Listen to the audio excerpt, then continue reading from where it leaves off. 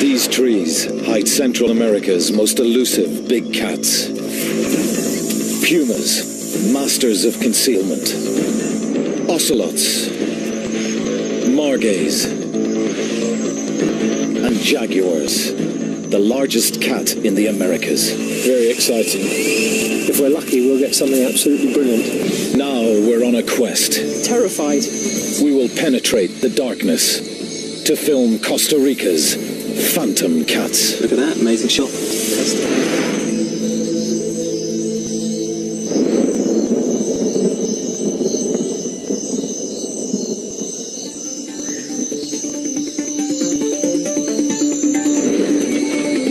We've assembled a crack team, and we're hot on the trail of the forest predators.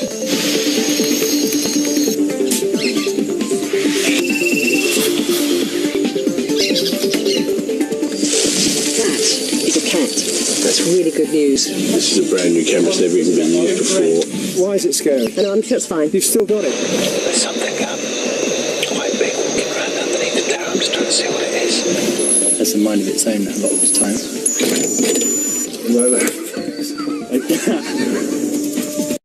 The cats in this forest, we need to find their prey at the source.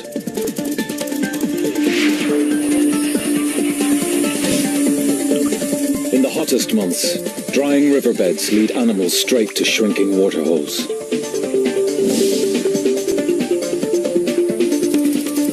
To drink, animals must gamble with their lives. The cats just need to lie in ambush.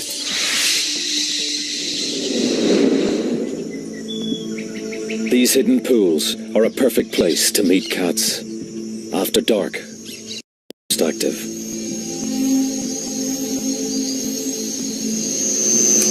Okay, let's start that. Our arsenal of cameras gives us the ability to see through the night.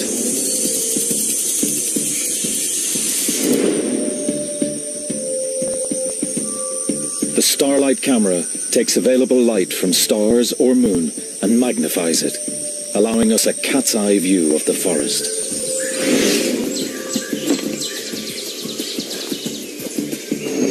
Motion-triggered camera traps silently monitor the game trails using invisible light. The infrared camera brings us face-to-face with predators and prey.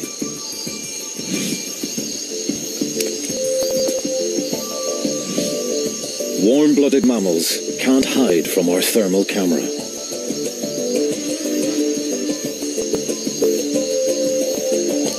And then there's our secret weapon. A cable 18 meters above the forest floor, silently carrying remote cameras to the action.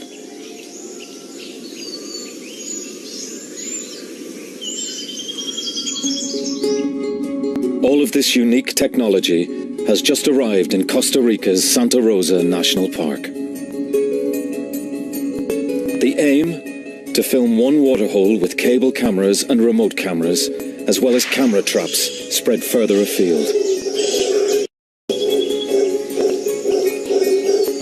The location is perfect. A drying riverbed that attracts prey and camera-shy predators from a wide area.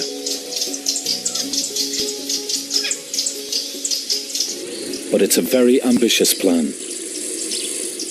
Nothing quite like this has ever been attempted before.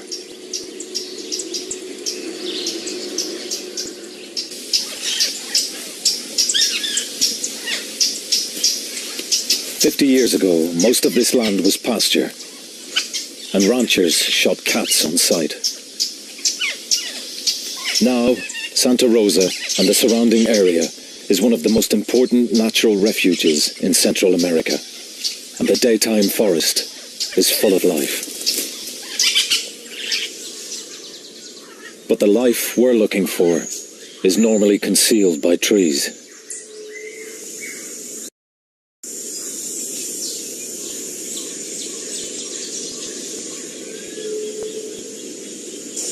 "4 months previously, the river flows, and Santa Rosa is a very different place.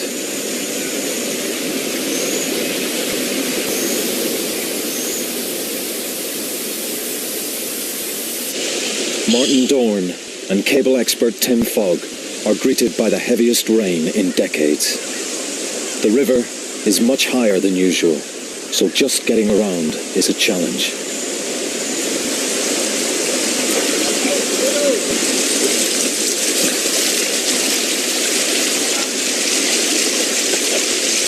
Damn tripods, eh? Who needs them? Martin and Tim are looking for strong trees to anchor the heavy camera cable. So normally, when it's dry, it extends west from those rocks down. No, just there. Just about here. Yeah, it's not even that deep. Once they locate the best pool, they head up the hill to find a clear view. They soon realize there's no tree strong enough to support a cable, so they'll have to build a steel platform to take the weight. I mean, let's just establish that it's possible. You know what I mean? Yeah. Or what, because we might say, well, the only way to do this is we have to have 20-metre scaffold. At the other end. Yeah. Yeah. Well, that would be a bad thing. That would be a very bad thing. Yeah. Yes. Yeah, lots is possible. Always the question is how much time and effort. Getting the cable across this valley is one of the toughest challenges Tim's ever faced. You think there's some chance we're not going to be able to do this? There is a distinct possibility, Martin, and there always has been. Oh.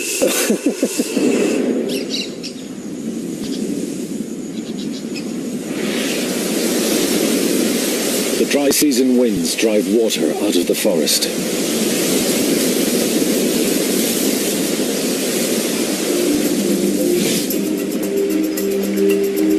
The river shrinks again until only pools are left.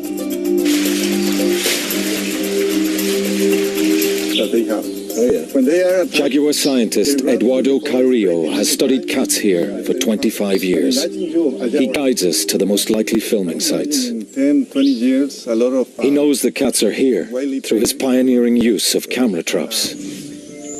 Ocelots, small, shy rodent hunters. Pumas, 60-kilo deer hunters.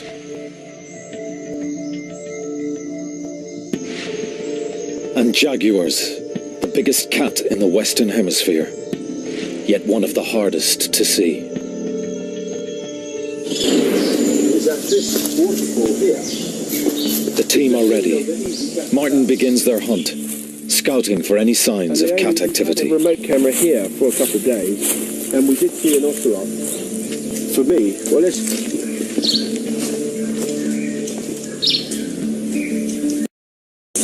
What's that? What's that? That's a cat. Yeah, no, perfect. It's an ocelot footprint. Good eye, Martin. Really good eye. Downriver, camera woman Justine Evans finds her own evidence. Look at this. That is a cat. It's large. That's a puma or a jaguar. That's really good news, because we've got about 4 different pools here to choose from, all within a kilometre stretch, and to see some evidence of a big cat coming into this particular pool is a really good sign. It's time to build the overhead camera rig. Everything needs to be carried in by hand.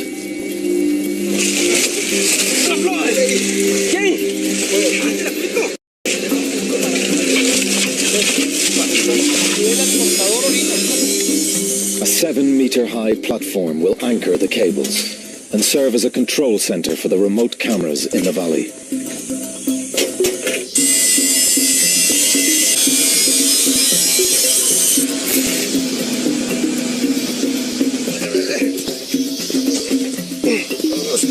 The steel cables arrive. Carrying these 150-kilo weights to the site is just the beginning.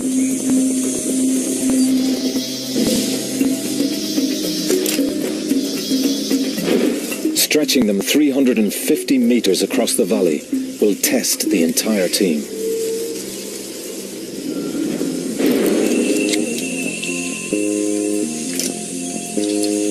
One, two, three,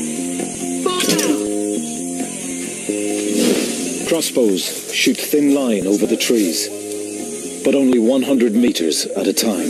Yeah, I can see it. I just paused up again. This is just getting worse and worse, really. Then we must untangle the line before firing the next length.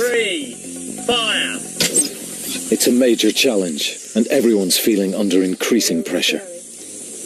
We sure we want Why is it scary? I know, I'm sure it's fine. You've still got it. It's still going back to I the know. tree. Nothing scary about it.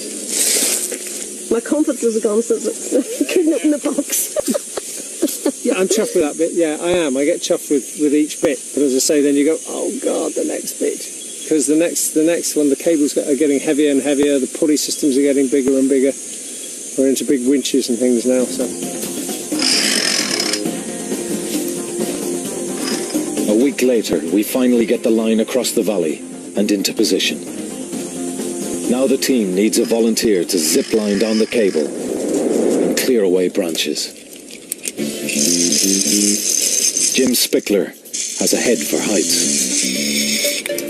Pretty exciting. Continuing on, I got about 100 meters completed. Got about 200 more.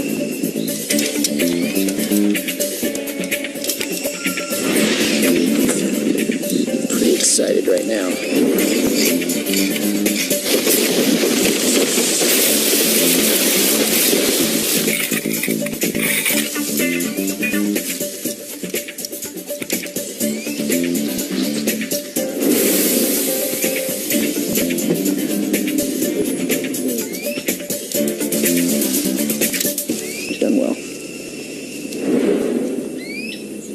The cable is ready for action.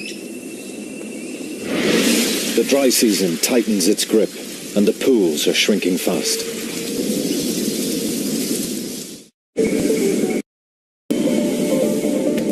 It's time to break out our special filming equipment.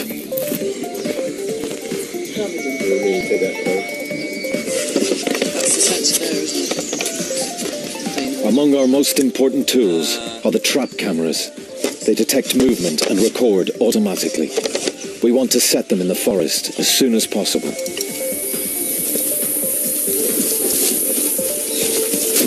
Cameraman Nick Turner has worked in this difficult location before. He has some good ideas for places to set camera traps.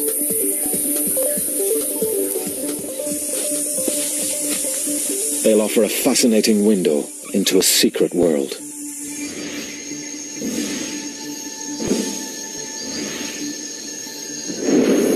We'll also need to rig remote control cameras to track and film our targets from the tower.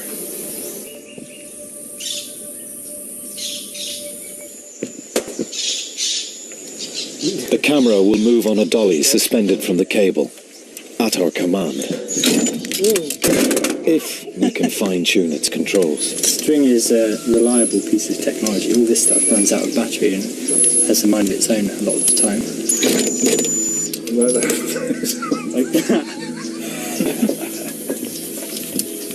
At the moment, cable dolly goes its first. So how do you... You're ready? I'm just going to turn the power on. You got the control? I'm not really happy with that. I'm not sure I'm going to... I don't be able to run this through my hands.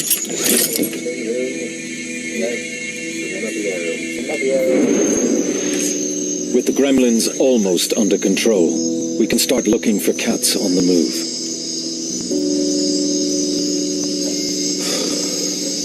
The first 48 hours of scanning prove how elusive the cats are. But we know they are near. Then we have a lucky break. Markable sight. A young jaguar killing a nesting sea turtle. His camera phone captures the first moving images of a jaguar from Santa Rosa.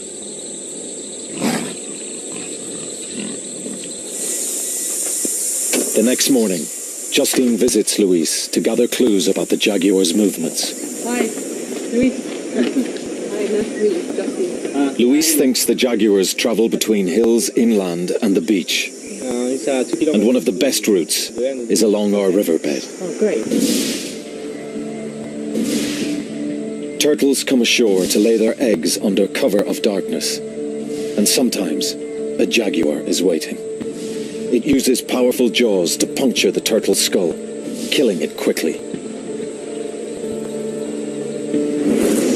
Luis takes Justine to the area. If the jaguar returns, a trap cam will be waiting.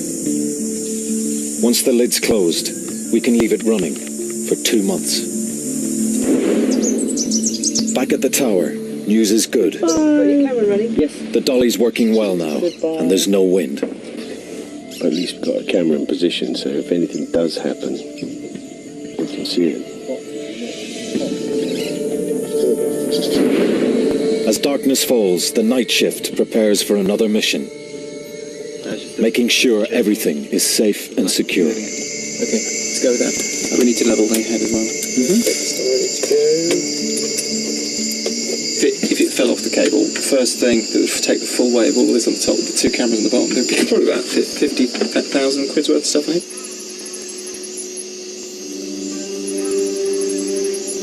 A clear, still night welcomes the camera out. The bright moonlight gives the Starlight camera an aerial shot of this amazing new world. When we add our thermal camera to pick out warm mammal bodies, the forest turns transparent. I mean, I've not seen anything like this. It's really cool.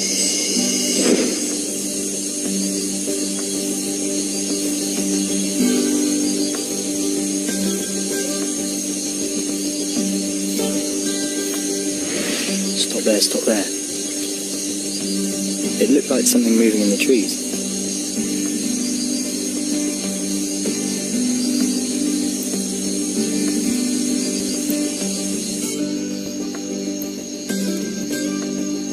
Exposed rocks retain the sun's warmth, outlining the course of the dry river. There's definitely something down in the riverbed. Slow down, stop.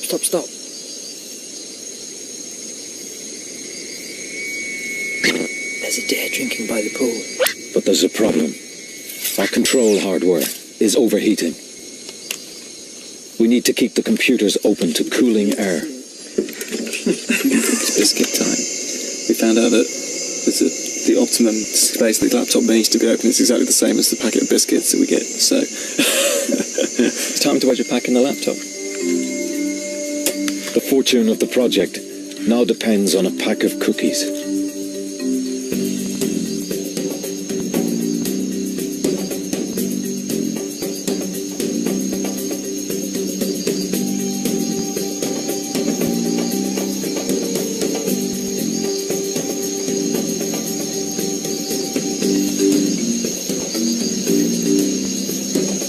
You can see, a thermal image. I'm quite impressed. First time I've seen something like this. It's really good. With every outing, the cable cam reveals more and more wildlife. A guan bird comes within range.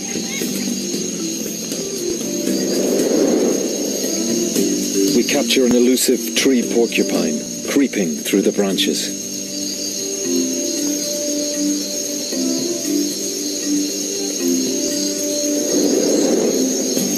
A huge rodent wanders below the dolly. It's a paca, a very rare creature in Santa Rosa.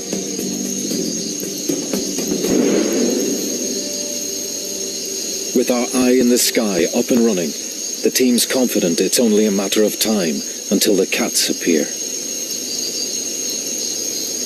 But we can still only see part of our target area. We plan to set more remote cameras on the forest floor to cover other angles. Something moving in the trees. Stop there.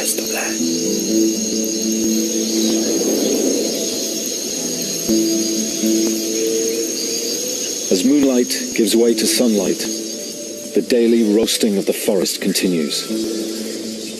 Despite the heavy rain a few months ago, only a few pools remain.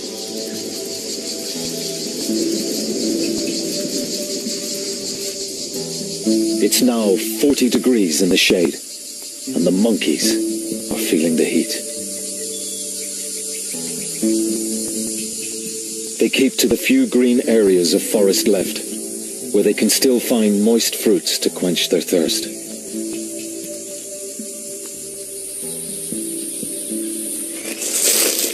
Down on the forest floor, the dry leaves are now as crisp as potato chips. The cats are more likely to use our riverbed for silent stealth. It's the perfect time, but there are problems with the remote cameras. He said, I realised it was going to be, this heat was going to knock out the cameras like it did actually. Can the camera traps withstand the soaring temperatures? Hey, tapir. That's great. That's a fantastic shot. That's fantastic. That's a really good one. It's a great shot. Weighing in at over 300 kilos, Baird's tapir is the largest land animal below the United States. These distant relatives of the rhino use the same paths daily to water, but they are hardly ever seen.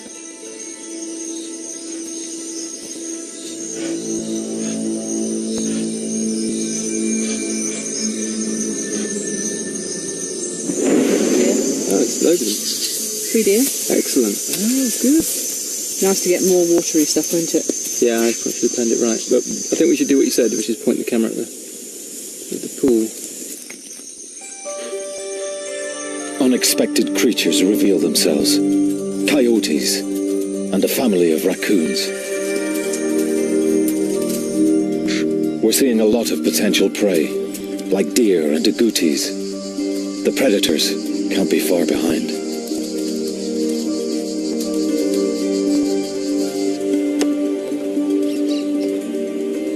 Oh my god! It's a puma! It's like there's no doubting that shot. There it is. It's our first cat. The most widespread cat in all the Americas. The puma. Its 60-kilo weight can bring down almost any animal it wants. Eduardo's studies show that it's mostly after deer. So the cats are here. And we've more camera traps to view. That is unmistakably a jaguar.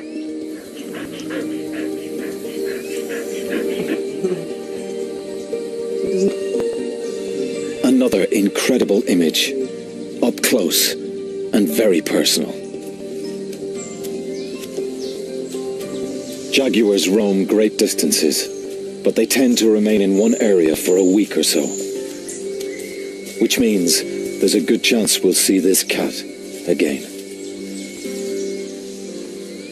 Now that is a cat. That is a proper cat. Howard put this one in. Later that night, we mount the starlight and thermal cameras on the cable.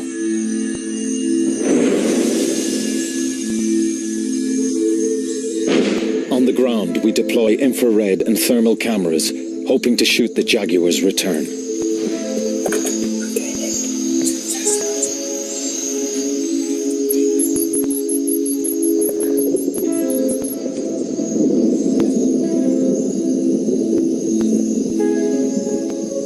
Within minutes, the thermal camera locks onto a moving heat source. Stop that, stop that. I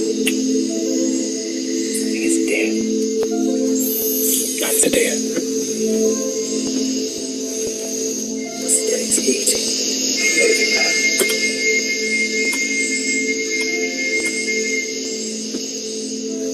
Okay, we're just going to watch it and see what it does for a while.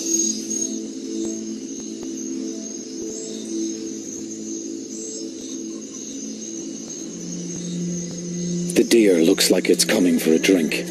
The perfect moment to attract a predator.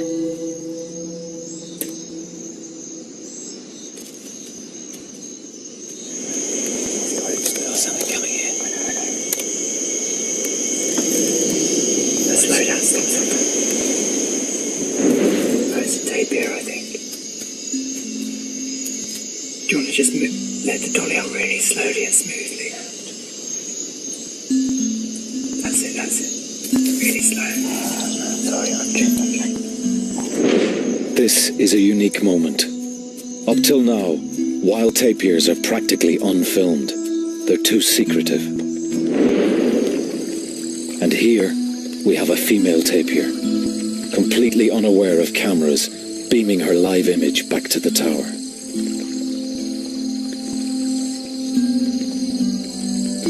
It's a fantastic chance for the crew to observe new behavior. We've seen a tapir walk down and start bathing, which is awesome. I wasn't expecting it at all. In these dry conditions, tapirs need water daily and use regular bathing spots. This is now the only pool for miles.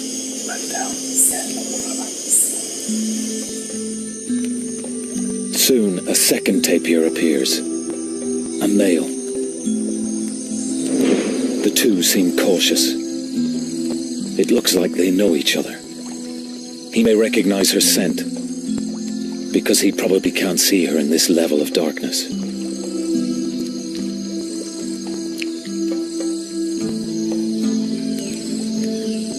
Our infrared and thermal cameras give us an intimate view of one of Costa Rica's most mysterious creatures. Their gentleness hides a different nature. Hunters say that a threatened tapir is very dangerous to humans and cats alike. Even a big cat might think twice before ambushing this peaceful scene.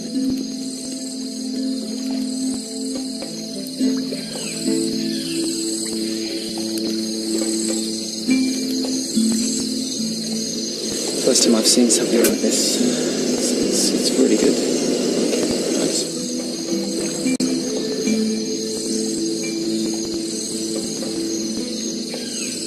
You see that? It's just taking off and landing on the tapir. It's some sort of bat.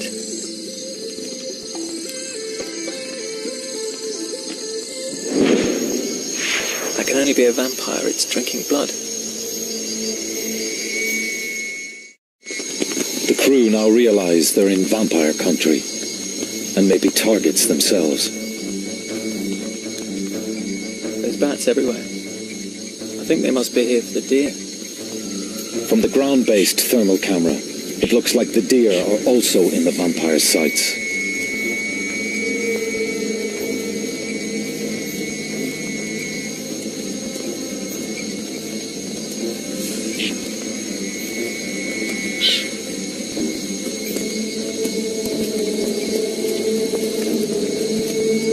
Once they've landed, the bats use their own heat-detecting sensors to home in on their warm-blooded meals.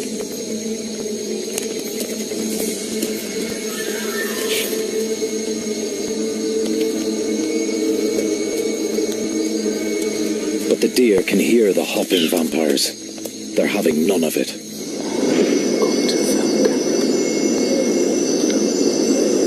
On the remote camera, Nick notices a mysterious shape glowing in the bushes. Well, I don't quite know. It's in amongst the branches. Yeah, there's something, isn't there? There's a hot spot back there. Something through those branches. It's definitely a cat, but I just can't see what it is.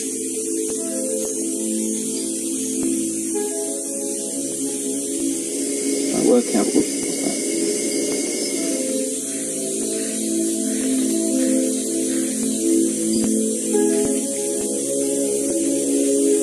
A rustling toad attracts the cat's attention. I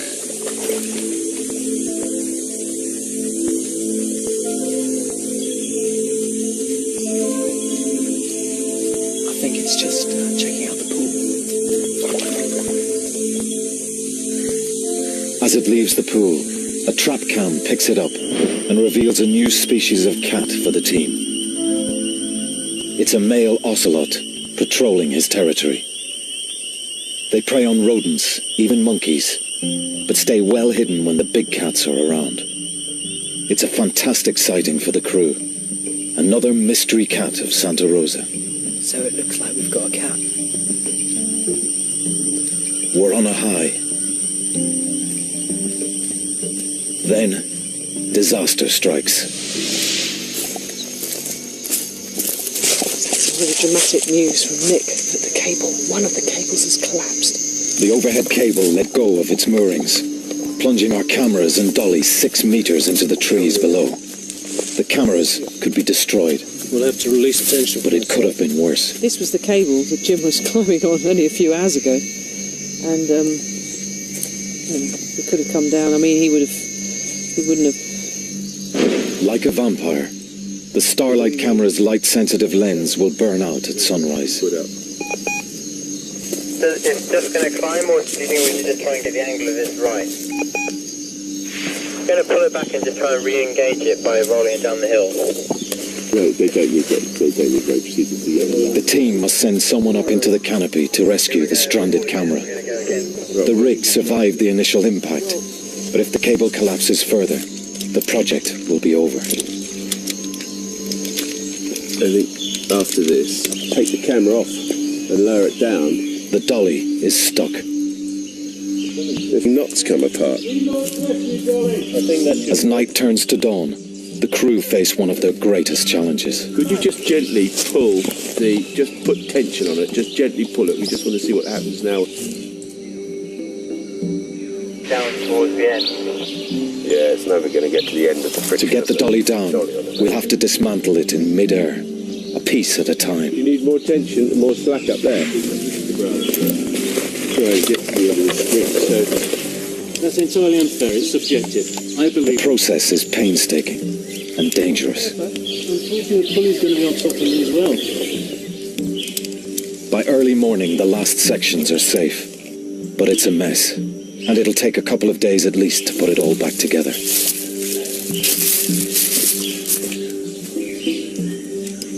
It's a huge blow to the team. Time is short. The approaching rainy season will soon put an end to filming. When the dolly's ready, work resumes on searching for the mysterious cats of Santa Rosa.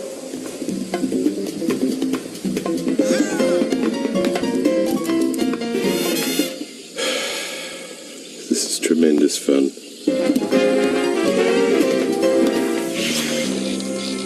With the dolly back online, we're ready for the final sweltering week's vigil to see big cats in the wild.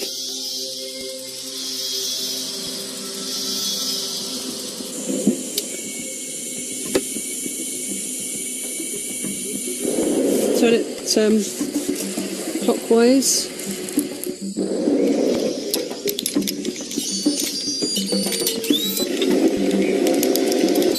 We keep the valley and waterhole under 24-hour observation.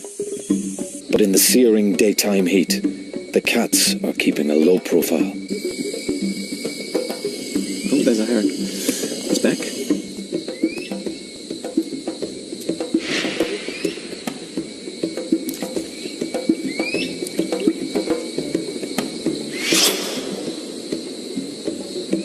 We are seeing so much prey, our chances of spotting a jaguar are increasing.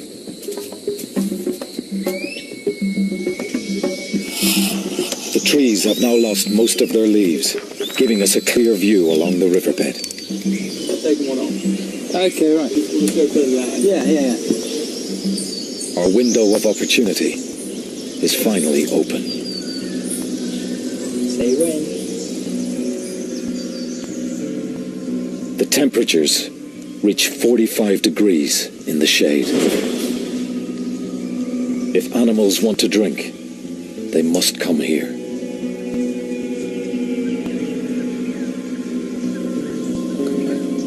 Nick's trained eye spots some movement.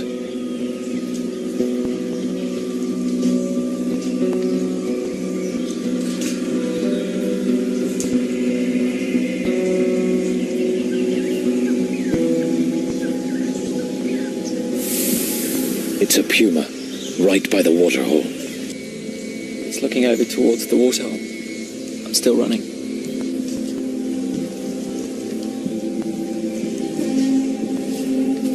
She's up. Keep it steady, Howard. A mother and fawn are drinking just 200 meters from the puma.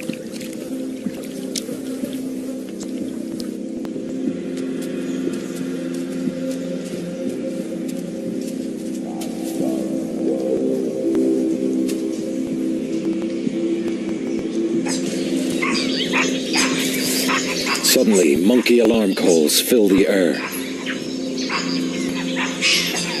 The mother deer isn't taking any chances and leads her fawn to cover.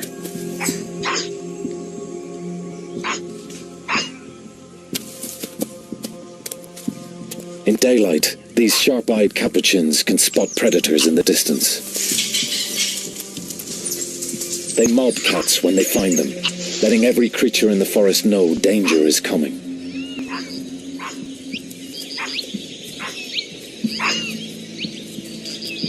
These alarm calls are one good reason why cats prefer the night.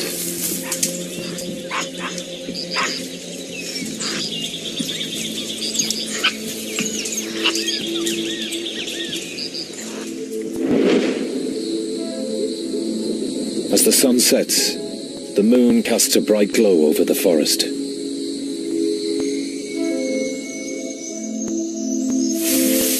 Up in the tower, the crew prepare the Starlight camera. In such bright moonlight, conditions are perfect for spying on the riverbed.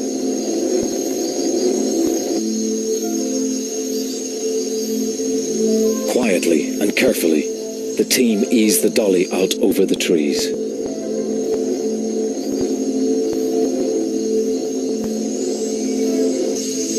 That's about 200 meters. Could be imagining it. We've just found a deer with a thermal camera, and it's in the forest, and it's about 100 meters from the waterhole, and it's just sitting in the bushes and not moving at all. It's just been grooming itself. It's very dark at night, so I wonder if it's just it's a strategy for surviving a dark night, just to sit still in a thick bush and not move. Creeping through the forest, this deer could be taking a chance.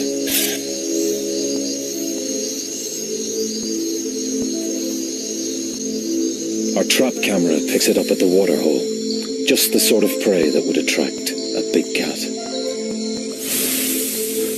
The thermal spots a nervous tapir on the edge of the pool. The team reposition the overhead camera.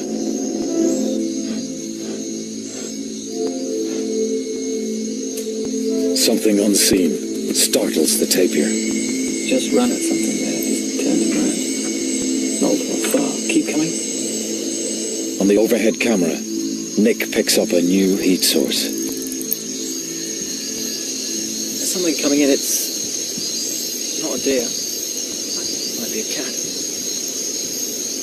I don't think it's an ocelot.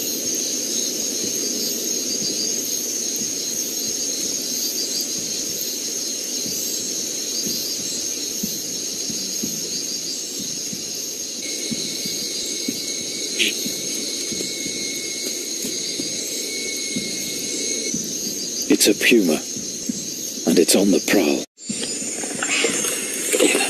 Yeah. Deer alarms sound in the distance. The deer listen intently. I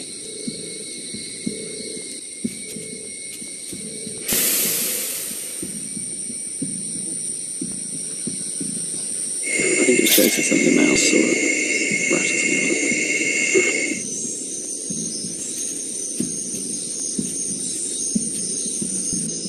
It looks like it's stalking down the riverbed.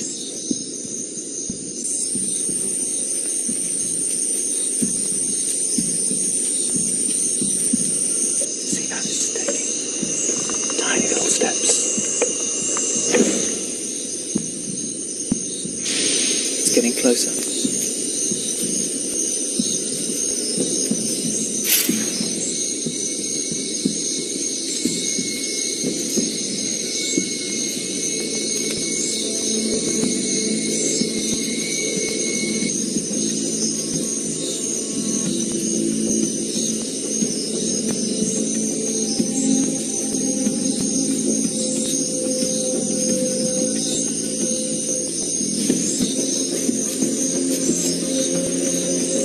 The puma is within striking distance.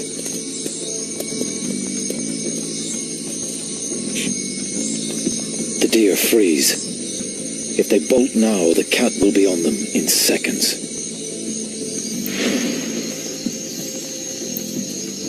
I can just see him through the branches.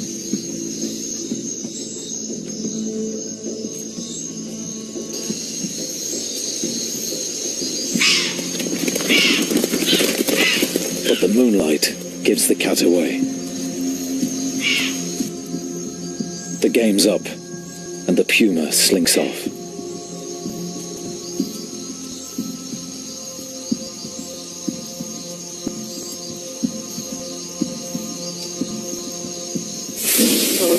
Just went on and on, didn't it? Went right under the cable. I know. Right, go and save it now. Back it up. Back it up. Right, it's back. I think that's cause to celebrate. It is, yeah. It is. I might have a beer. The 6 a.m. beer. Yeah. Excellent. God for that. I thought I had gone.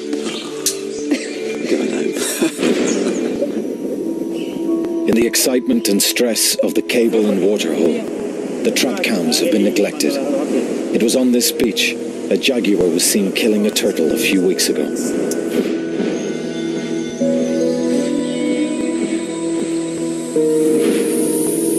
Nick rushes back to camp with some good news.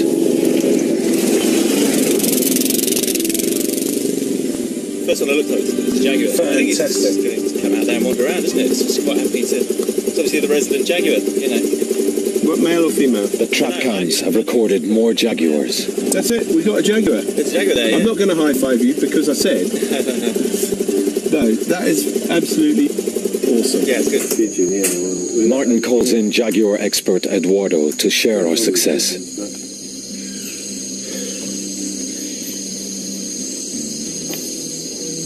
That's beautiful. It's a jaguar. 100 kilos of big male, sharpening his claws and scent marking his territory. That's beautiful. Beautiful, just beautiful. The trap cam near the beach reveals an extraordinary scene. Another male finishes his turtle dinner. I mean, that's It's a beautiful animal, huh? beautiful. So you reckon that's what sort of age is that cat, do you think? I think it's let me see, it's an adult. Yeah. Not even our invisible infrared flashes can disturb its meal. Oh, pretty nice. Beautiful. She's beautiful, huh? Very in perfect condition. Yeah. This is an incredible result. Images of jaguars in the wild are extremely rare. Our night vision technology has led us into the mysterious world of these forest cats and revealed them as never before.